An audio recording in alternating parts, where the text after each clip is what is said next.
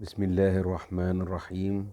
سيداتي أنساتي سادتي، السلام عليكم ورحمة الله وبركاته. عاد المظلوم محللا نزول المعلومات يحاوركم ويتكلم معكم في موضوع شديد الأهمية، وهو كيف تحب شعبك. إن الحب للشعب أيا كان الشعب في أي مكان هو واجب ضروري تجاه أي قائد أو مدير أو رئيس أو موظف تجاه وطنه، لأن الوطن هو الذي يحتوينا جميعا من خلال متطلبات أساسية نحياها في وطن، أيا كان الوطن، في مصر، في الوطن العربي، في العالم أجمع. إن لم يكن القائد محبا لشعبه، محافظا على كيانه ومحافظا على وحدته ومحافظا على جميع طوائفه، فلماذا يعمل لنفسه؟ فهذه تعتبر سقطة شديدة، وأن الشعب هو الذي خلق منه وتعايش معه، فوجب عليه أن يكون أكثر حرصا عليه، أيا كان هذا الشخص أو الشخصة، عفوا السيد أو السيدة، كالرؤساء الذين نجدهم في بعض دول العالم من الرجال والنساء. وكيف يحب القائد شعبه؟ يشعر بأحاسيسه، يشعر بحياته، يشعر بمأكله ومشربه، ويشعر بتطلعاته وطموحه، ويشعر به أينما كان وفي كل مكان، حين يصحو أو ينام. يشعر بأننا جميعا كشعب لنا قائد يعتمد عليه، ونحبه ونجله ونحترمه، ونحترم أفكاره ورؤاه التي ينبغي علينا جميعا أن نكون أكثر حكمة وتروي في معاملته وفي عرض كافة الأشياء تجاهه بالعقل وبالحكمة وبالمناقشة الضرورية. إن القائد أينما كان في موقعه، في مدرسته، في أي شيء، لابد له أن يعي أنه خلق لكي يعمل من أجل كل الأمة.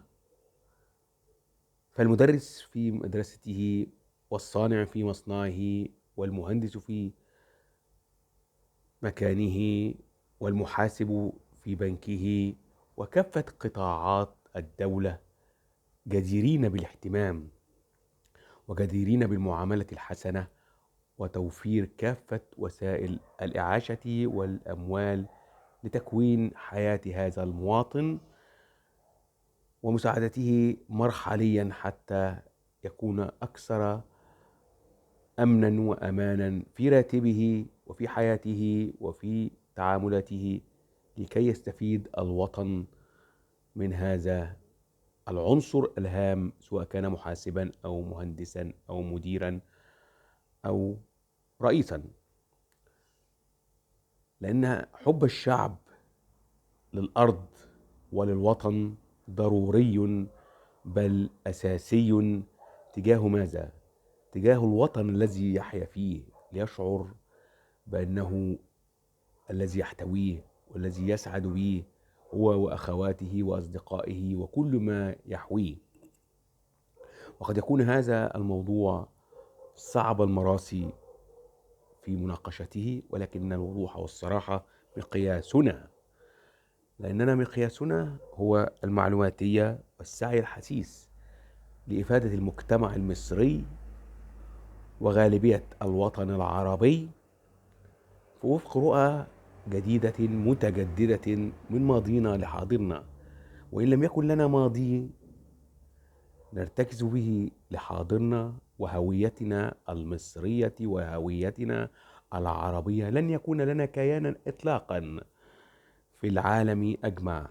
فمثلا الكيان الصيني والكيان الروسي وكل الكيانات، حتى الأمريكي والإنجليزي والفرنسي والإفريقي، في كل محتوياته وتعاملاته كلهم لحمة واحدة، يترابط بعضه البعض من أجل خير مجتمعه وخير حياته.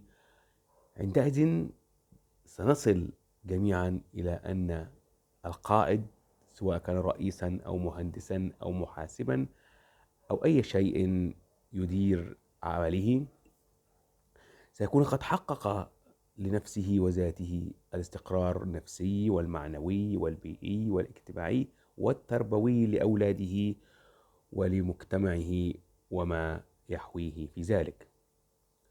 إذن لنتفق جميعا أن النفس والذات أما أن تصعد بالإنسان إلى خيرها وإما أن تسقط لإسقاطها. والحياة ليست عنادا أو مجموعة من الأشياء التي ترتبط بالنفس والتي يريد بها الإنسان أن يحقق مطامعه، مآربه، كافة الأشياء. نعم، النفس تدعو إلى الطموح وتحقيق الآمال، ولكن وفق نظم وأسس مدروسة لمجتمعنا المعاصر، والذي قد يتغير وتتغير الأحوال والأمور وفق استراتيجيات داخلية، خارجية، اقتصادية، أو أي أشياء تساعد وترتب من أجل أن يكون القائد، سواء كان مهندسا، محاسبا، رئيسا، تساعده في حياته. لأنه يعمل لماذا؟ يعمل لخير وطنه وخير بلده وخير أسرته وخير تخصصه، سواء كان مدرسا، مهندسا، رئيسا أو محاسبا. كل هذه المنظومة إذا نجحت في التآلف سنجد ماذا؟ سنجد شعبا محبا لقائده، محاسبا محبا لعمله الحسابي، مهندسا مفيدا للمعمار والقوى المحركة، والطبيب مفيدا لحالته الكبيرة والكثيرة والمتعددة. إذن في المنطلق الأخير من طريقنا كيف نحب شعبنا، يجب علينا أن نكون أكثر إحساسا ورأفة ومشاعرا وتعقلا بالشعب، سواء في مصر أو الوطن العربي أو العالم أجمع. إننا في محورنا هذا نقدم النصح والإرشاد لكل من يتولون أمر، سواء كان صغيرا كبيرا،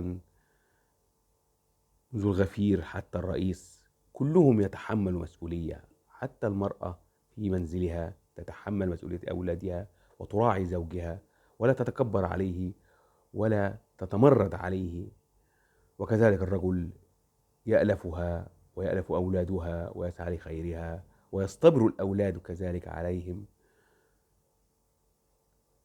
الآباء والأمهات، لأن الأولاد يأخذون ويأخذون ويأخذون ويستزيد. لابد من الوفاء. الوفاء لهذه الأمة ضروري لخيرها ونفعها وتطورها. نعم، إن هذه كلمات لابد لنا أن نفعلها مستقبلا من أجل أمتنا المصرية والعربية.